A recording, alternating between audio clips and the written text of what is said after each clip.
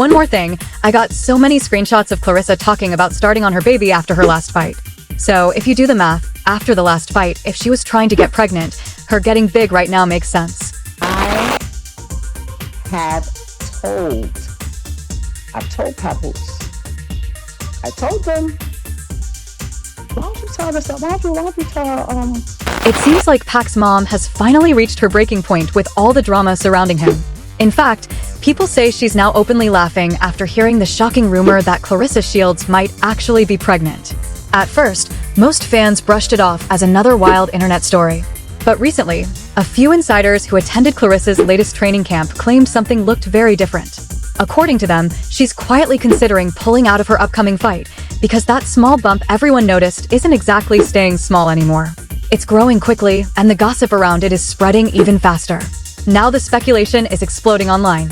And if Claressa truly is expecting a baby, some people are starting to wonder if the father might not be Papoose after all. I was questioning whether Claressa Shields was pregnant or not. All the signs were there. Belly bloated. I get it. Women go through monthly things. Women have heavy weight when they're in heavy relationships. I stated all that. I stated that it could be. Papoose pointing at her belly, her talking about, I got such a huge announcement, guys. I'm gonna need you to get balloons and champagne. Come on now. Who wouldn't think that? Now, I don't know how, but that rumor blew up fast. All because Remy dropped one cold line. People would cry if they knew the truth. people would cry if they knew the truth. Like literally cry. Like cry. Cry. What makes this even more interesting is something a lot of people online have started pointing out. There are reportedly multiple screenshots floating around where Claressa openly talked about wanting to start trying for a baby right after her last fight. That detail alone has people connecting dots in a very different way now. Because if you really think about the timeline, the pieces start lining up in a way that suddenly makes the speculation feel less random and a lot more intentional. After that final fight, if she truly began planning to get pregnant, then the changes people claim they're seeing right now wouldn't be surprising at all. In fact, according to some observers, it would actually fit perfectly with that timeline. And that's exactly why the conversation has exploded across social media, with fans and critics both debating whether the rumors hold weight or if people are simply reading too much into what they think they see. Either way, the screenshots have poured gasoline on an already heated discussion. Planned out. I might have a baby next year. And then after I go through my stuff, then I'll come back and fight some more, and then probably have another one and then do the same thing again. Like, I don't want to wait till I'm 40, 43, whatever, after my career to have my kids. So when Claressa recently said she wished she could surprise him with a baby for his birthday, that didn't sound like casual romance talk. That sounded like a plan she had been carrying in her mind for a long time. Something she had imagined, replayed, and quietly hoped would happen. And she didn't hide it either. She said it clearly, "My man deserves everything for his birthday. I wish I could surprise him with a baby." But stop for a second and really listen to that. She called him my man. She talked about giving him a child like it would be the ultimate birthday gift. And the timing? She said all of this just days before his birthday arrived. That's where things start getting uncomfortable. Because as everyone already knows, Papoose is still legally married to Remy. They got married back in 2016, and despite everything that's happened since, that divorce paperwork still hasn't officially closed the chapter. The marriage is technically still standing. So when Claressa talks about babies and future plans, the internet doesn't hear sweet love stories. What people hear instead is timing, strategy, and a situation that feels far more complicated than anyone is admitting. Then Remy stepped in and dropped the line that made everyone freeze. She said, people would cry if they really knew the truth. That's not the kind of sentence someone says when they're confused or guessing. That's the kind of statement that comes from someone who believes they know exactly what's going on behind the curtain. And she didn't stop there. Remy revealed that she had already warned Papoose about the situation. According to her, every time Claressa brings up her name or frames things like an attack, she's not just dragging Remy, she's dragging him into the drama too. And then came the comment that really set social media on fire. Because Remy looked straight at the situation and called Claressa nothing more than Papoose's come up. Why don't you tell your current come up? That's what it is. Tell your current come up. Don't say nothing about me. Maybe not even say nothing about you until shit is what it is. I'm in here on my TV. That single word carried a lot of weight. Because when someone says come up, they're basically implying that somebody is benefiting from another person's position. It suggests a stepping stone, a situation where one person rises while standing on someone else's shoulders. So when Remy used that term, it immediately raised a bigger question. Was she accusing Claressa of using Papoose to elevate herself?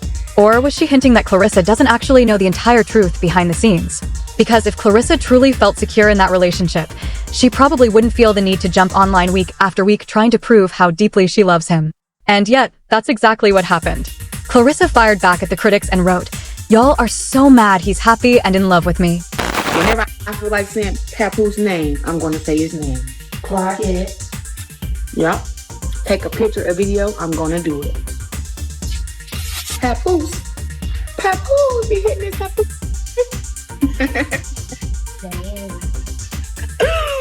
So mad, that man is happy and She said she'll never stop obsessing over him.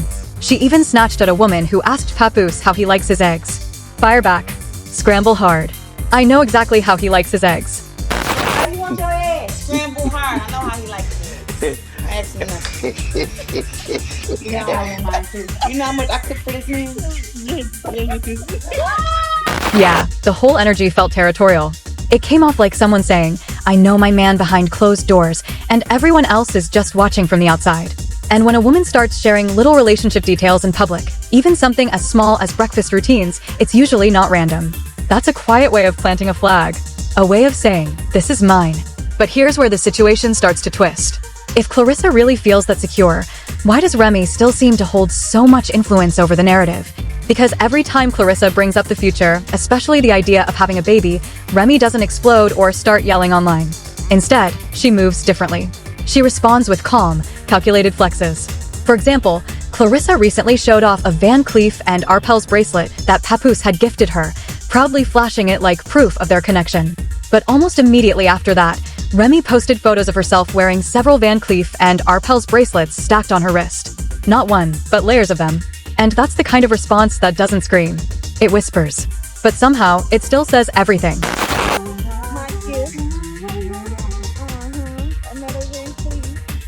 This wasn't just about flashy jewelry or random accessories. It felt like a quiet battle, the kind where nobody raises their voice, but the message still lands loud and clear. The energy was basically, "You may have one, but I've got plenty." A subtle flex, a silent scoreboard. And while Claressa was out here talking about building a future and possibly giving Papoose a baby, Remy was moving differently. She wasn't promising romance.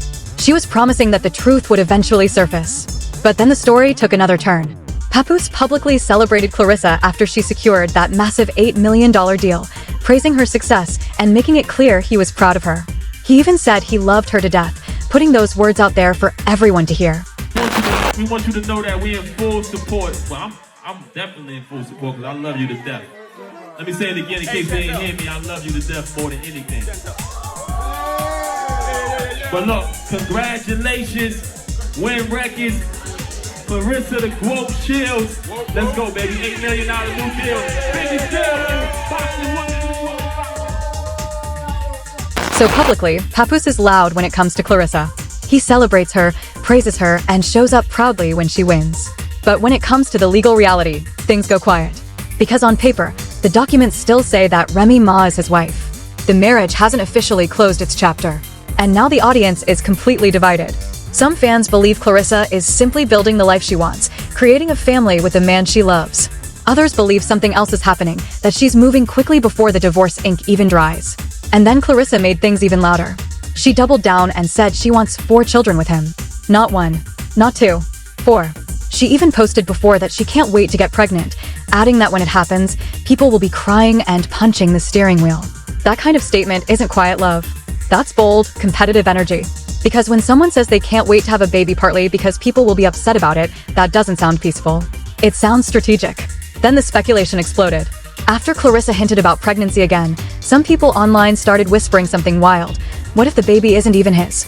Now honestly, considering how fiercely Claressa has defended Papoose, that rumor didn't make much sense to many people. But the conversation still took off. And it really gained momentum after Remy dropped that chilling line, "People would cry if they really knew the truth." Suddenly that sentence felt dangerous. Like a loaded secret sitting quietly in the background. Because what exactly was she implying? Was she suggesting Claressa was lying about the timing of everything? Was she hinting that Papoose hasn't told Claressa the full story? Or was she pointing towards something even deeper hidden inside the relationship itself? Everyone knows something shifts when the woman who stood beside you for years stops crying and starts laughing. That's when the situation becomes unpredictable, even a little scary. Then another voice entered the conversation. Winter Blanco jumped into the debate and said people claim they want to see black love until it's standing right in front of them. Supporters quickly echoed that point, arguing that people should stop attacking Claressa just because she wants children with the man she loves. Suddenly, the discussion wasn't just about cheating rumors anymore. It became a bigger cultural debate about what black love actually looks like in the public eye. But critics pushed back with one simple observation. Healthy love stories usually don't involve one woman publicly planning babies while the legal wife is still around dropping mysterious hints online. And just when the conversation couldn't get any more complicated, Claressa added another twist. She said that despite her strength, despite the muscles and the champion persona the world sees, she's actually submissive when it comes to the man she's with. And I talk to my man like a king. Don't ever get it messed up, baby. I may have the muscles and I may know how to fight, but I'm very submissive to my man because my man's a good man. You know, he takes very good care of you. That statement hits differently because Remy Ma was never portrayed as someone who played the submissive role. Not with Papoose, at least. Their dynamic always looked like a true power couple, two strong personalities moving in sync, step for step, with the same ride-or-die loyalty and equal presence. They carried that energy together for years. So now the question changes. Is Papoose suddenly drawn to something softer, something different from what he had before? Or is Claressa carefully stepping into a role she believes will secure her place in his life long-term? Because when someone starts talking about submission and babies in the same breath, that usually signals something bigger, long-term positioning. And remember, Claressa even said she wanted to surprise him with a baby for his birthday. Meanwhile, Remy is standing on the opposite side of the story, dropping lines that sound like warnings. She said people would cry if they really knew the truth. So now you've got two completely different narratives unfolding at the same time. One woman publicly building a future, the other quietly hinting that there's hidden information waiting to surface. If Claressa actually announces a pregnancy this year, just like she's been hinting and planning, the internet is going to start asking questions immediately. Was the divorce finalized first? When exactly did the pregnancy happen? And does the timeline line up cleanly, or does it overlap with something messy? Because if the timeline even slightly overlaps with unfinished business, Remy's laughter suddenly becomes a lot louder. Sometimes the quietest person in the room is the most dangerous one. And it raises another uncomfortable question. If Claressa truly feels secure in this relationship, why keep responding to strangers online? Why keep proving little details about the relationship, even how he likes his eggs for breakfast? Why keep promising babies publicly while the legal paperwork still isn't finished? But then flip the question the other way. If Remy really doesn't care anymore, why keep dropping hints that the truth would make people cry? Because that's not the language of someone who's moved on. That sounds more like the language of a countdown. And that's where this story really lands. This isn't just about pregnancy rumors anymore. It's about legacy. It's about who ultimately holds the title in this story, the wife, the future baby mother, the so-called come up, or the one claiming to hold the truth. If Claressa does become pregnant, that baby instantly turns into a symbol, a piece of proof. But proof of what exactly? Love or timing. And if the wild whispers online ever turned out to be true, that the baby wasn't Papoose's, the entire narrative would collapse overnight. Not just because of biology, but because of credibility. Because right now Claressa is putting her future on the line for a man who is still legally connected to another woman. And Remy? She seems to be betting that she knows something Claressa doesn't. So who actually wins this story? The woman promising new life, or the woman promising the truth? Because if that pregnancy announcement ever officially drops, the internet won't celebrate first. People will start calculating the timeline. And if Remy turns out to be right, it really might leave somebody crying.